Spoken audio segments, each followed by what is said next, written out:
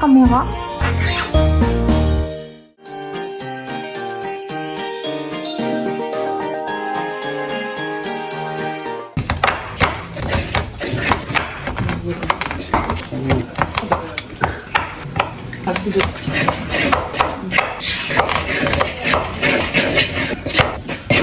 Ça va. Il boum, pète sa mère. La dernière fois que je suis allée à la cueillette, il y avait des framboises. Je voyais les gens autour qui, tu sais, une framboise pour la boîte. Une framboise pour la bouche. Non mais moi, c'est moi la cueillette. Bizarrement, je vais avoir genre 100 grammes, même pas. Hein. C'est-à-dire que moi, il y aura plus de grammes dans mon estomac. J'aurai 1 kilo de framboise dans l'estomac, mais j'aurai même pas 1 gramme dans mon... Je fais une très bonne tata. Enfin, je suis... Enfin, dans la France, moi, dans la France, je fais une très bonne tata. Non, Je fais une très bonne tata. T'as pas dit je fais une très bonne tata? Hein? T'as dit je fais une très bonne tata? Oui, mais genre, ça veut dire comme si c'était moi la tata. C'était toi le Non, tata. non, mais j'avais compris. Oui, non, mais dans la manière de comment la phrase était dite, je pense que ça faisait C'était vraiment très genre... drôle. C'est moi la tata, tu vois.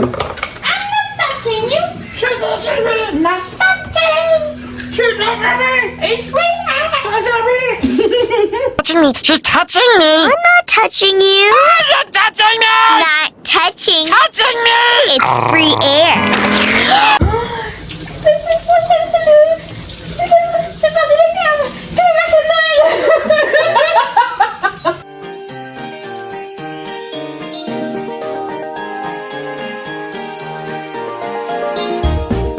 Jingle bells, jingle all the way. Oh, what fun it is to ride in a one-horse open sleigh. Jingle bells. Je sais pas si c'est l'émotion des oui, c'est pas mon hypersensibilité, toutes les émotions sont difficiles à gérer. Donc, Je sais pas toi, mais dans les émotions, quand je ressens une joie très intense, ça me fait l'effet de l'ivresse. alors moi sur le coup non. Non, un peu, hein. Ouais, oui, j'ai un peu le côté un peu euphorique de... Mais c'est plus le contre-coup, généralement, qui... Tu sais, genre, comme quand t'as bu beaucoup, moi, en tout cas, moi, j'exprime comme ça, c'est que tu bois beaucoup, et moi, après, ça m'endort. Bah, c'est un peu la même chose. Ou sinon, j'éprouve une extrême tristesse. Parce que le fait d'avoir eu beaucoup de bonheur et de plus ressentir cette dose d'euphorie au final. Ça fait une espèce de descente. Ouais, genre, c'est ça. Alors comme si en fait au final t'avais quelqu'un qui a arrêté de boire ou arrêté de fumer et t'as genre le, comment on appelle ça? Le... Sevrage. Non, c'est pas le sevrage. La descente. C'est pas le mot. Je sais quand ça se passe mal quand tu prends de la drogue. Ah, le bad trip. Bad trip, voilà. Un mauvais bad trip.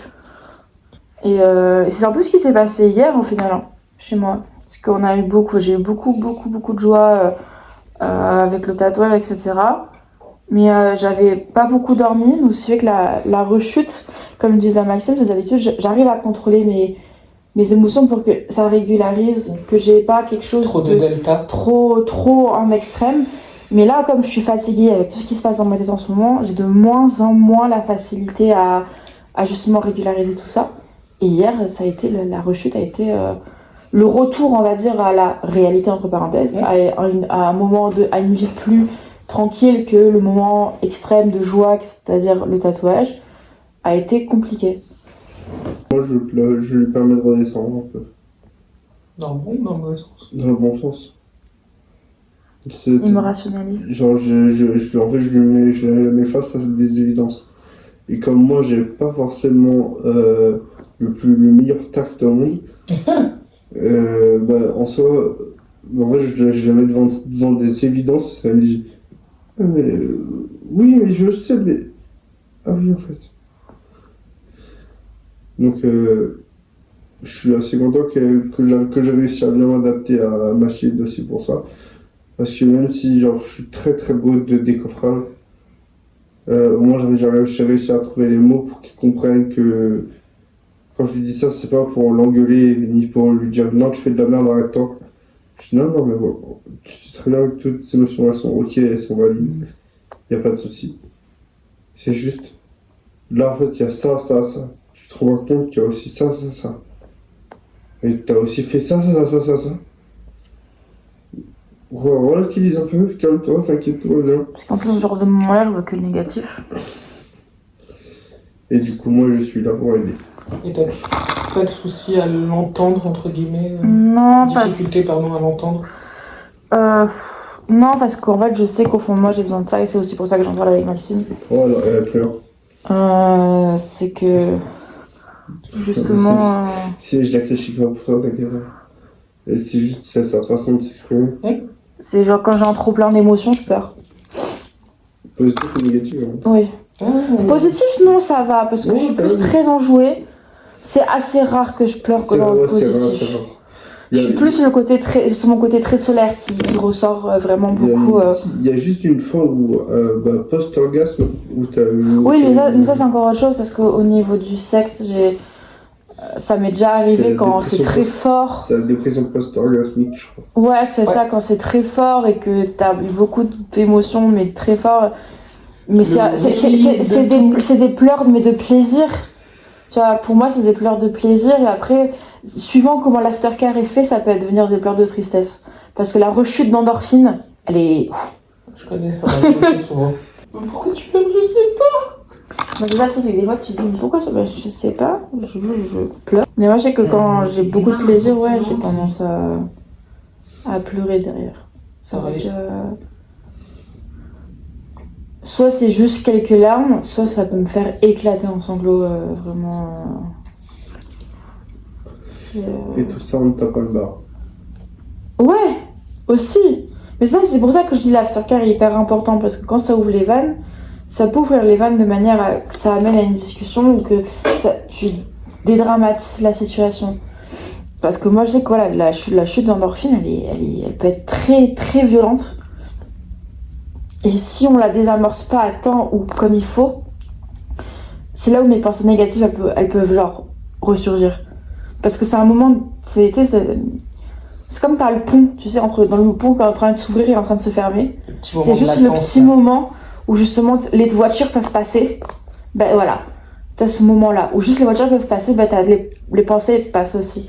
Alors que quand le pont s'ouvre, donc t'as plus la possibilité, les deux parties sont bloquées, donc t'as plus aucune pensée qui peuvent se rencontrer. Du coup, ça passe. L'eau passe, quoi. Non, du coup, ouais, l'eau passe, mais donc, voilà. Mais par contre, si le moment de latence où le pont se reconnecte et que c'est justement le pont est là, c'est le moment de faiblesse, parce que là où toutes tes pensées négatives et positives se mélangent entre elles, ça te fait une sorte de gros tsunami d'émotions et de sentiments, plus d'émotions, et ça te met ça en pleine face, parce qu'en plus déjà, même physiquement parlant, tu es fragile après post-orgasme, post-sexe au final. Moi je sais que physiquement parlant, je suis très sensible. Donc ce qui fait que chaque petit toucher, chaque petit truc, genre par exemple, autant pendant le sexe, je vais pouvoir potentiellement aimer la douleur, l'encaisser, etc. Mais après, je sais que je suis quelqu'un qui, après, ne me fesse pas. Tu vois ce que je veux dire? Genre ne sois pas trop virulent. Au contraire. Reconnecter avec mon corps Ouais, de façon positive. Parce que, mais même de manière générale, je ne vais pas supporter la douleur. Même une petite claque qui de base m'aurait rien fait, ou même plus excitée, là ça va me faire excessivement mal. Parce que je ne suis plus dans cette optique-là. Mon corps n'est plus dans cette optique-là. C'est lâcher prise. C'est ça. Alors certes, les mots qu'il me dit au départ me font pas du bien, parce que genre c'est trop Ça me rassure. dur. Parce que puis même moi je lui dis, j'ai fait là je peux pas écouter comme ça, genre reformule. Mais Trop de décoffrage. oui, même je le vois quand on est tous les deux avec des amis, quand il parle, il dit sa phrase et je vois au visage la personne, je dis ok, je suis d'accord avec lui, mais de la manière dont comment en fait il l'a exprimé, je suis pas d'accord. Donc je vais écoute, alors je réexplique la vision de Maxime, et là ça passe mieux, tu vois.